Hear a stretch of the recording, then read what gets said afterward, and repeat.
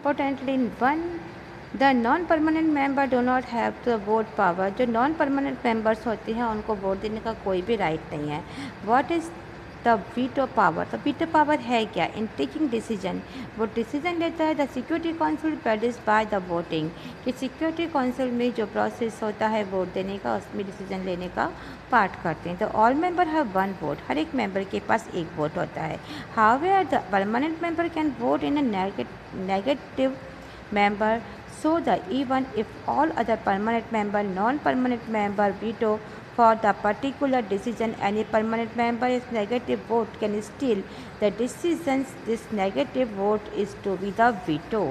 कि कह रहे हैं कि जो भी वोट देने का राइट होता है, कि इम्पोर्टेंट बात यह है कि इम्पोर्टेंस इसी बात की है कि जितने भी नॉन परमानेंट मेंबर्स हैं उन लोगों को वोट देने का राइट नहीं है, और जो कि सिक्योरिटी काउंसिल के अंदर वोट के जरिए होता है, तो हर एक को एक वोट देने का राइट होता है। अब हर एक को जब एक वोट देने का राइट है तो परमानेंट मेंबर से कोई भी अपने इस वीटो का प्रयोग कर सकता है।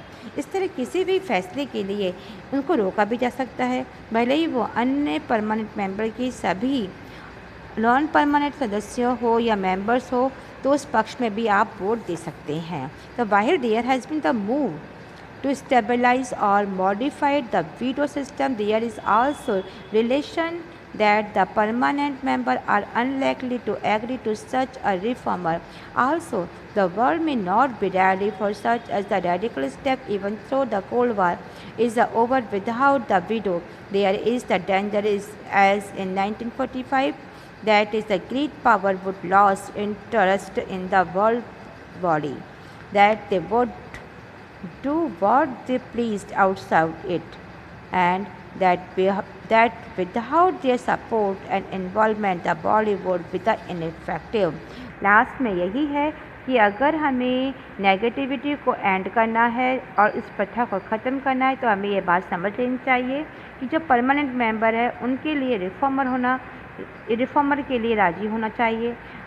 कोल्ड वार के कोल्ड वार भले ही एंड हो गया हो, लेकिन ये पॉसिबल है कि वर्ल्ड में अभी भी इतने सारे चेंजेस हैं जिनको तैयार करने के लिए हमें एग्री होना चाहिए। और इस बात की डेंजर है कि वीटो न हो तो 1945 की समान इन पावरफुल कंट्रीज़ में जो दिलचस्पी है वो यूएन में न रहे। इससे बाहर रहकर वे अपने इंटरेस्ट के अनुसार काम करें और अपने जुड़ाव और अपना सपोर्ट के अभाव में इस ऑर्गेनाइजेशन को इफ़ेक्टिव ना रह जाए, कि इनको इफ़ेक्टिव बनाना, इफ़ेक्टिव बॉडी बनाना है, इनइफेक्टिव ना रह जाए। The decisions of the UN. The question of the membership is a serious one. In addition, third, there is a more substance issue before the world, as the UN completed in 60 years of its extent at the head of all the member states that in September 2005 is celebrate the anniversary and review the situation. The leader in the meeting decided that the following steps should be taken and make the UN more relevant in the changing context। कि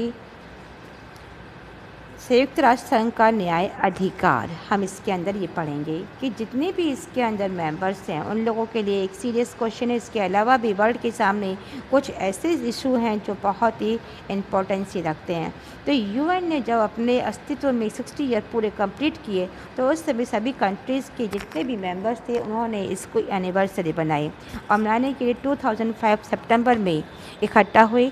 और इस अवसर पे मौजूद जो condition थी उसके ऊपर भी डिबेट की गई, और डिबेट में लीडर्स ने अपने बदलते हुए परिवेश के बारे में वो राष्ट्र संघ यूएन की ज़्यादा प्रासंगिकता बताने के निम्नलिखित कदम उठाने का फैसला भी किया। नंबर फर्स्ट है creation of peace building commission, की शांति को बनाए रखना चाहिए। इसके लिए एक आयोग बनाओ, एक कमीशन बनाओ जहाँ पीस को बनाए रखे। Acceptation of the responsibility of the international community in case of failure in the international government to protect of their own citizen from atrocities, कि चाहे कोई भी राष्ट्र अपने नागरिकों के ऊपर अत्याचार से बचाने के लिए असफल हो जाए, तो विश्व के हम इक्वल होने के कारण हमारी रिस्पॉन्सिबिलिटीज़ होती है कि हम ह्यूमन राइट्स की स्थापना करें। और 19 जून 2006 को ये एकदम